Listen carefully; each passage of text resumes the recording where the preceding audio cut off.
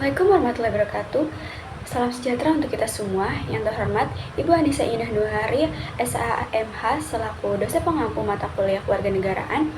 Pada kesempatan kali ini, saya beserta ketiga rekan saya akan mempresentasikan hasil pekerjaan kami.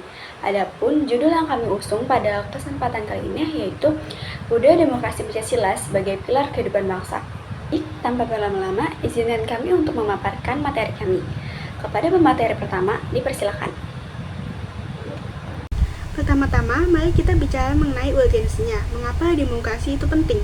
Demokrasi bukanlah sekedar istilah politik, melainkan ruang bagi kita, masyarakat, agar bisa ikut serta untuk menentukan arah negara. Sistem ini menjaga keputusan kita sekaligus menjadi rem untuk pemerintah agar tidak jatuh ke jurang otoritarianisme. Lalu, bagaimana dengan Indonesia? Kita memiliki ciri khas tersendiri. Demokrasi kita berakar pada sila keempat Pancasila. Berbeda dengan demokrasi liberal yang sangat individualis. Demokrasi Pancasila melandaskan pada kekeluargaan dan musyawarah mufakat. Tujuannya satu, yaitu keadilan bagi seluruh elemen masyarakat. Secara harfiah, menurut istilah Yunani, demokrasi adalah pemerintahan yang berasal dari rakyat, oleh rakyat, dan untuk rakyat. Namun, agar konsep ini tidak hanya menjadi argon, ada 4 pilar dan prinsip dasar penopangnya, yaitu yang pertama kedaulatan rakyat, di mana keputusan tertinggi ada di tangan kita, yaitu rakyat. Dan yang kedua, transisi kekuasaan yang sehat melalui pemilu berkala. Yang ketiga, adanya perlindungan HAM yang tegas. Dan yang keempat, rule of law, yang memastikan bahwa di mata hukum kita semua berdiri sama tanpa pengecualian. Pada bagian ini, saya akan menjelaskan mengenai konsep budaya demokrasi Pancasila. Secara umum, budaya demokrasi Pancasila merupakan bentuk pelaksanaan demokrasi yang berlandaskan pada nilai-nilai yang terkandung dalam Pancasila sebagai dasar dan pandangan hidup bangsa Indonesia. Dalam demokrasi Pancasila, kebebasan berpendapat tidak dipahami sebagai kebebasan tanpa batas, melainkan kebebasan yang disertai tanggung jawab serta penghormatan terhadap hak dan kepentingan orang lain.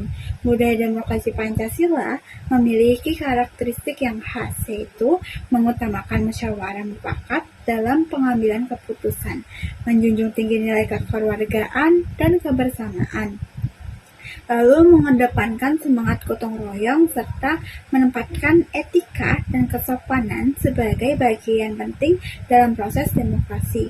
Oleh karena itu, demokrasi Pancasila tidak hanya berfungsi sebagai sistem politik, tetapi juga menjadi pedoman perilaku masyarakat dalam kehidupan sehari-hari.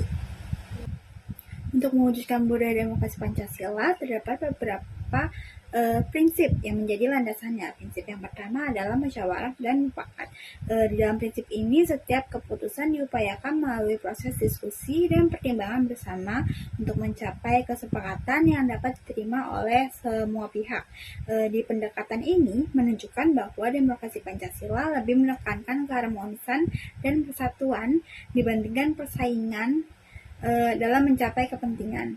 Lalu prinsip yang kedua adalah mengutamakan kepentingan bersama. Setiap keputusan yang diambil hendaknya mempertimbangkan manfaat bagi masyarakat luas, bukan hanya untuk kepentingan individu maupun kelompok tertentu. Lalu di prinsip yang ketiga adalah tidak memaksakan kehendak untuk setiap warga negara memiliki hak untuk menyampaikan pendapatnya, namun tetap harus menghormati pandangan orang lain, serta bersedia menerima hasil keputusan yang telah disepakati bersama. Dengan menerapkan prinsip-prinsip tersebut, demokrasi dapat berjalan secara lebih adil, inklusif, dan sesuai dengan nilai-nilai Pancasila. Selanjutnya, demokrasi Pancasila juga dibangun atas sejumlah nilai dasar yang menjadi pedoman dalam kehidupan bermasyarakat. Nilai yang pertama adalah nilai toleransi, yaitu sikap menghargai perbedaan pendapat, agama, suku, maupun budaya sebagai bentuk penghormatan terhadap keberagaman yang dimiliki oleh bangsa Indonesia. Nilai yang kedua adalah gotong royong, yang mencerminkan semangat kerjasama dan saling membantu untuk mencapai tujuan bersama. Kemudian terdapat nilai keadilan sosial, yaitu memberikan hak dan kesempatan yang sama kepada setiap warga, negara, dalam berbagai aspek kehidupan. Selain itu, terdapat pula nilai kebebasan yang bertanggung jawab, yang berarti setiap individu memiliki hak untuk berpendapat dan bertindak, namun tetap harus mematuhi norma, aturan, dan tidak merugikan pihak lain. Melalui penerapan nilai-nilai tersebut, demokrasi Pancasila diharapkan mampu menciptakan kehidupan berbangsa yang harmonis, menjunjung tinggi persatuan, serta mewujudkan keadilan dan kesejahteraan bagi seluruh rakyat Indonesia.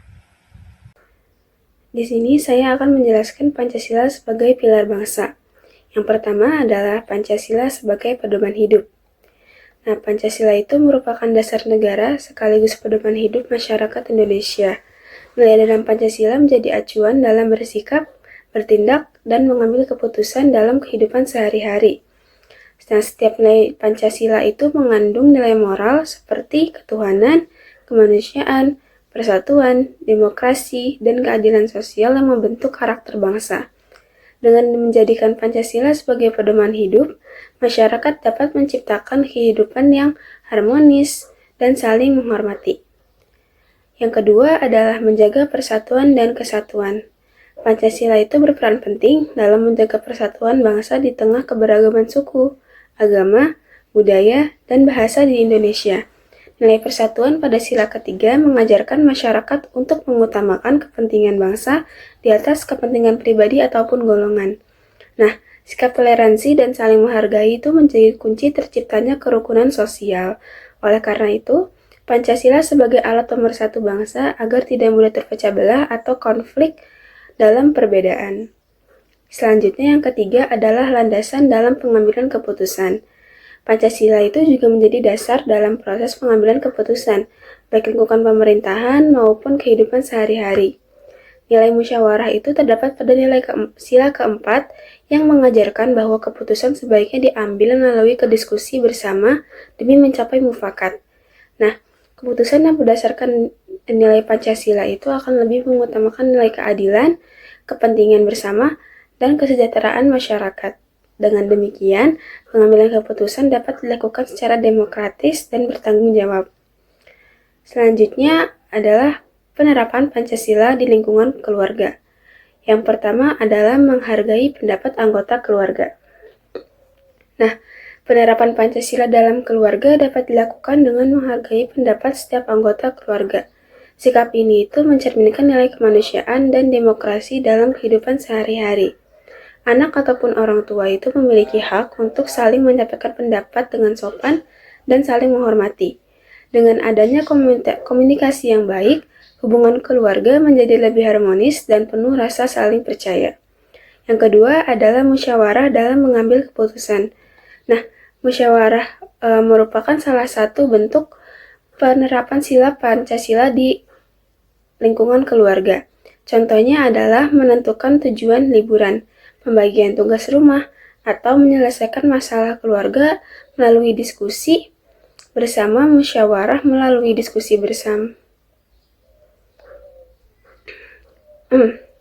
Musyawarah dengan diskusi bersama itu membantu keluarga mencapai keputusan yang adil dan dapat diterima semua pihak. Selain itu, kebiasaan bermusyawarah juga melatih sikap tanggung jawab dan menghargai orang lain. Selanjutnya adalah penerapan Pancasila di masyarakat. Yang pertama adalah partisipasi dalam kegiatan sosial.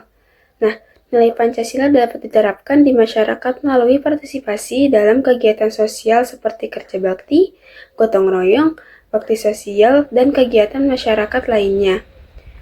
Nah, sikap ini itu mencerminkan nilai persatuan, kepedulian, sosial, dan kerjasama antar warga. Dengan aktif berpartisipasi, masyarakat dapat mempererat hubungan sosial dan menciptakan lingkungan yang lebih nyaman lagi. Yang kedua adalah mengutamakan kepentingan umum. Dalam kehidupan bermasyarakat, kepentingan umum itu harus diutamakan dibanding kepentingan pribadi. Contohnya adalah menjaga fasilitas umum, menaati aturan lingkungan, dan menghormati hak orang lain. Nah, sikap ini itu sesuai dengan nilai keadilan sosial dalam Pancasila yang bertujuan menciptakan kesejahteraan bersama. Dengan mengutamakan kepentingan umum, kehidupan masyarakat menjadi lebih tertib, aman, dan damai. Selanjutnya, yaitu tantangan dalam penerapan budaya demokrasi Pancasila. Dalam penerapannya, terdapat berbagai tantangan yang dihadapi dalam menerapkan demokrasi Pancasila. Yang pertama, kurangnya kesadaran masyarakat. Masih banyaknya masyarakat yang belum memahami pentingnya nilai-nilai demokrasi Pancasila, seperti tidak menghargai pendapat orang lain atau kurangnya partisipasi dalam kegiatan demokrasi.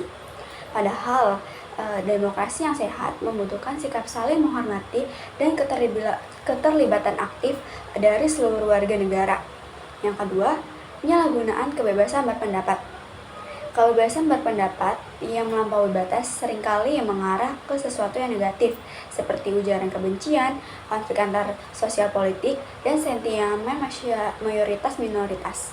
Sentimen mayoritas-minoritas adalah kecenderungan pandangan atau sikap yang muncul akibat perbedaan jumlah populasi, kekuasaan, atau pengaruh antar kelompok. Sikap-sikap seperti ini dapat memicu konflik sosial dan perpecahan di masyarakat. Yang ketiga, tantangan era digital dan informasi. Semakin berkembangnya era digital dan informasi membuat hoax, disinformasi, dan ujaran kebencian semakin sering dijumpai di media sosial. Hal ini memicu polarisasi opini publik, yaitu terpecahnya pandangan masyarakat terhadap sesuatu menjadi dua kubu yang saling bertentangan, yang membuat persatuan antar masyarakat berkurang dan merusak kepercayaan terhadap institusi demokrasi. Yang keempat, pengaruh globalisasi. Masuknya budaya luar yang tidak sesuai dengan nilai Pancasila juga dapat mempengaruhi pola pikir masyarakat, seperti meningkatnya sikap individualisme dan menurunnya semangat gotong royong. Materi selanjutnya yaitu upaya memperkuat budaya demokrasi Pancasila. Setelah tantangan yang dihadapi dalam penerapan demokrasi Pancasila, perlu adanya upaya-upaya yang dapat dilakukan untuk mengatasi tantangan tersebut. Yang pertama, pendidikan karakter. Pendidikan karakter bertujuan untuk menanamkan nilai-nilai Pancasila sejak dini seperti toleransi, tanggung jawab, disiplin, dan sikap demokratis. Dengan pendidikan karakter yang baik, generasi muda akan lebih mampu menghargai perbedaan dan berpartisipasi secara positif dalam kehidupan bermasyarakat. Yang kedua, penegakan hukum. Penegakan hukum yang adil merupakan salah satu syarat penting dalam demokrasi. Semua warga negara harus diperlakukan sama di hadapan hukum, tanpa memandang jabatan, kekayaan, atau status sosialnya. Yang ketiga, partisipasi aktif masyarakat. Masyarakat perlu aktif dalam kegiatan demokrasi, seperti musyawarah, mengikuti pemilu, dan kegiatan sosial agar nilai demokrasi Pancasila dapat berjalan dengan baik. Baik, setelah pemaparan materi yang sudah dijelaskan, kita dapat menarik kesimpulan bahwa budaya demokrasi Pancasila adalah sistem demokrasi yang berpegang pada nilai-nilai musyawarah, gotong royong, toleransi, dan keadilan sosial dalam kehidupan bermasyarakat. Pancasila berfungsi sebagai pedoman untuk menjaga persatuan, menghargai perbedaan pendapat, serta mendahulukan kepentingan bersama di atas kepentingan pribadi. Akan tetapi, dalam penerapannya, demokrasi Pancasila masih menghadapi berbagai tantangan, seperti rendahnya kesadaran masyarakat, penyalahgunaan kebebasan berpendapat, pengaruh globalisasi, hingga maraknya penyebaran hoax di era digital. Oleh karena itu, penguatan demokrasi Pancasila perlu dilakukan melalui pendidikan karakter, penegakan hukum yang adil, dan keterlibatan aktif masyarakat dalam kehidupan berdemokrasi. Terima kasih kepada para pemateri atas pemaparan materinya. Sebelum saya tutup, kami ada quotes yang bisa teman-teman ingat selalu. Quotesnya itu, perbedaan pendapat seharusnya menjadi ruang belajar, bukan alasan untuk saling bermusuhan. Jadi, jangan kita bermusuhan hanya karena kita berbeda, teman-teman. Baik, cukup sekian pemaparan materi dari kami. Semoga materi ini bisa teman-teman gunakan di kehidupan sehari-hari. Kurang lebihnya mohon maaf. Wassalamualaikum warahmatullahi wabarakatuh.